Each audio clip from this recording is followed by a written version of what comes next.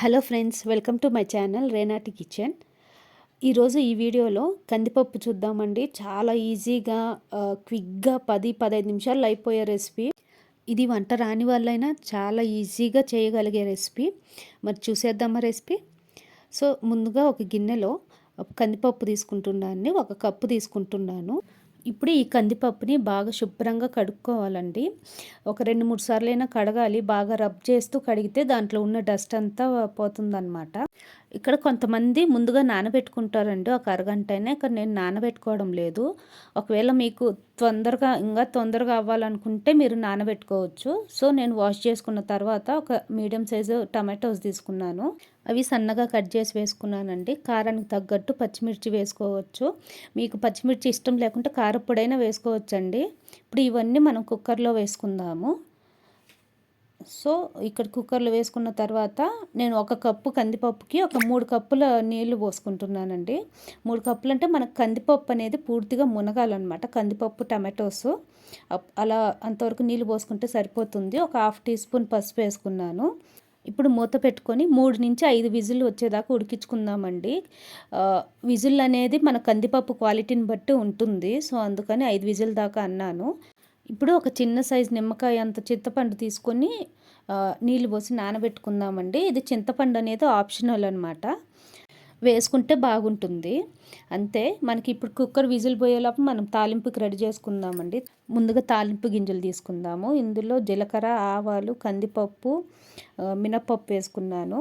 ఇంకొక 2 medium size onions cut చేసుకున్నానండి. కరివేపాకు, ఒక 10 వెల్లుల్లి, 2 ఎండుమిరపకాయలు తీసుకున్నాను. వెల్లుల్లి అనేది దంచి పెట్టుకున్నాను. సో మనకి పప్పుకి టేస్ట్ మెయిన్ తాలింపు నుంచే వస్తుంది. సో మెయిన్ తాలింపు అనేది మనం కరెక్ట్గా వేసుకుంటే పప్పు చాలా రుచిగా వస్తుంది. సో చూసారా, కందిపప్పు ఉడికిపోయింది మనకి.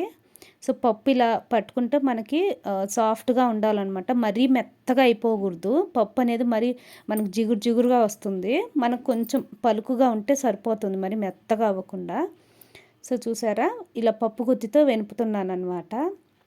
నాకు స్మాషర్ అవి నచ్చదండి. ఇలా పప్పు గుత్తితో ఎనిపితేనే బాగుంటుంది పప్పు అనేది. సో చూసారా, ఈజీగా ఎనిగిపోయింది పప్పు అనేది. చూసారు కదా, ఈ మాత్రం ఎనుపుకుంటే సరిపోతుంది. మరి మెత్తగా పేస్ట్ చేయకూడదు అనమాట. సో అప్పుడే పప్పు బాగుండేది. ఇప్పుడు తాలింపు వేసుకుందామండి. తాలింపుకి ఒక 2 గరిటెలు నూనె వేసుకుందాము చెరవలో. సో ఇప్పుడు తాలింపు గింజలు వేసుకుందాం ముందుగా.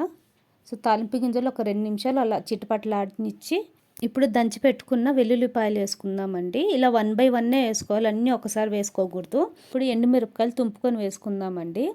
ఇందులోనే కరివేపాకు వేసుకొని ఒకసారి కలుపుకుందాము. ఒక సెకండ్ అలా ఉడకనిచ్చి ఉల్లిపాయలు వేసుకుందాము.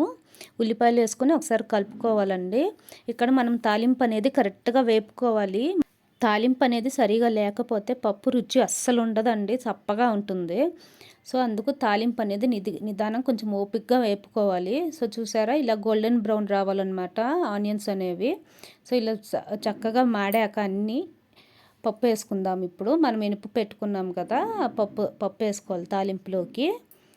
సో చూసారా, ఇలా ఒకసారి కలుపుకొని మనము చిక్కదనము మన ఇష్టం అండి. కొంతమందికి గట్టిగా ఇష్టము, కొంతమందికి కొంచెం పలచగా ఇష్టం ఉంటుంది పప్పు అనేది. సో మీరు కన్సిస్టెన్సీ చూసుకొని నీళ్ళు యాడ్ చేసుకుంటే సరిపోతుంది. సో ఇక్కడ నేను యాడ్ చేసింది అయితే కరెక్ట్గా ఉంటుందండి. ఎందుకంటే చల్లారేసరికి మనకి కొంచెం గట్టి పడుతుంది పప్పు అనేది. సో చూసారా, ఈ కన్సిస్టెన్సీ. నేను మధ్యలో రాళ్ళుప్పు కానీ వేశాను. సో పప్పుకి రాళ్ళుప్పు అంటేనే బాగుంటుంది. సో ఇక్కడ మనం ఉప్పు కారం చెక్ చేసుకొని, కారం కానీ తక్కువ అయితే కారపొడి కొంచెం లైట్గా యాడ్ చేసుకుంటే సరిపోతుంది. ఇక్కడ నేను యాడ్ చేసింది కరెక్ట్గా ఉంది పచ్చిమిర్చికి, ఉప్పుకి. సో అంతే అండి, మన పప్పు రెడీ, కందిపప్పు. సో ఈసారి మీరు ఇలా ట్రై చేసి ఎలా వచ్చిందో నాకు కామెంట్లో తెలియజేయండి. మీకు కనుక